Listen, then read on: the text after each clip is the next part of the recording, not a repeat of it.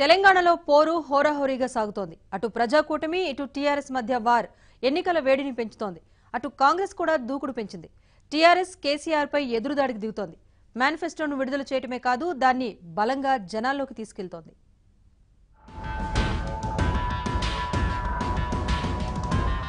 దూకుడు పెంచిన కాంగ్రెస్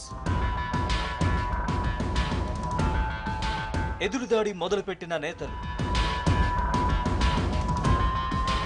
మేనిఫెస్టో విడుదలతో జనాల్లోకి తెలంగాణలోనే మోహరించిన అగ్రనేతలు తెలంగాణ ఎన్నికలు హోరాహోరీగా సాగుతున్నాయి. ఎప్పుడూ లేనంతగా హీట్ పెంచుతోంది. ముఖ్యంగా గెలిపే లక్ష్యంగా ముందుకు సాగుతున్న కాంగ్రెస్ ప్రచారంలో జోరు పెంచింది. ఇంకా వారం రోజులే మిగిలుండడంతో ఫోకస్ పెంచింది. రాహుల్ 2 రోజుల పర్యటన ఎన్నికల పోరును రసవత్తరంగా మార్చేసింది. మొదటి నుంచి దూకుడుగా వెళ్తున్న కాంగ్రెస్ నేతలు ఇప్పుడు దాడిని పెంచారు. అటాకింగ్ తో ముందుకు సాగుతున్నారు. కేసీఆర్ వ్యాఖ్యలకు ధీటుగా కౌంటర్లు ఇస్తున్నారు.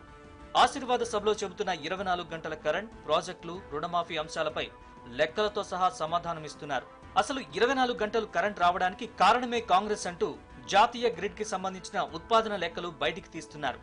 ఇప్పటికే ఉత్తమ్ కుమార్ రెడ్డి, రేవంత్ రెడ్డి, బట్టి విక్రమార్క ఇలా కాంగ్రెస్ సీనియర్లు రాష్ట్రం మొత్తం చుట్టేస్తున్నారు.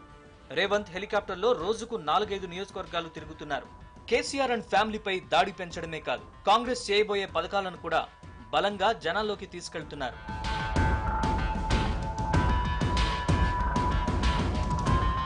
పోలింగ్ తేదీ సమీపిస్తుండటంతో కాంగ్రెస్ పార్టీ ప్రధాన నేతలు రంగంలోకి దిగారు. హైదరాబాద్ లో పార్టీ వ్యవహారాలు చూసుకుంటూ ముందుకు సాగుతున్నారు. అటు రాహుల్ పర్యటనతో కాంగ్రెస్ లో జోష్ పెరిగింది. ఏకంగా 2 రోజులు తెలంగాణలో మకాం వేసి ప్రచారం చేస్తున్నారు రాహుల్ గాంధీ. అంతేకాదు, టీఆర్ఎస్ పై దాడిని పెంచారు. దూకుడు చూపిస్తున్నారు. పోల్ డేట్ సమీపిస్తుండటంతో కాంగ్రెస్ కూడా తుది మేనిఫెస్టోను విడుదల చేసింది. 1,00,000 ఉద్యోగాలు, 2 లక్షల రుణమాఫీతో పాటు కుటుంబంలో ఇద్దరికి పెన్షన్ లాంటి హామీల్ని బలంగా జనాల్లోకి తీసుకెళ్తోంది. అటు రాహుల్ సభల్లోనూ ఇవే ప్రధాన హైలైట్ గా నిలుస్తున్నాయి. అధికారంలోకి వస్తే ఏం చేస్తామో, కేసీఆర్ ఏం చేయలేకపోయారో ఇలా ప్రతిదీ ప్రజలకు వివరిస్తున్నారు. కాంగ్రెస్ మేనిఫెస్టోను ప్రతి ఒక్కరి దగ్గరికి తీసుకెళ్లే ప్రయత్నం చేస్తున్నారు ఆ పార్టీ నాయకులు. కాంగ్రెస్ సభలకు ప్రజల నుంచి మంచి స్పందన లభిస్తోంది.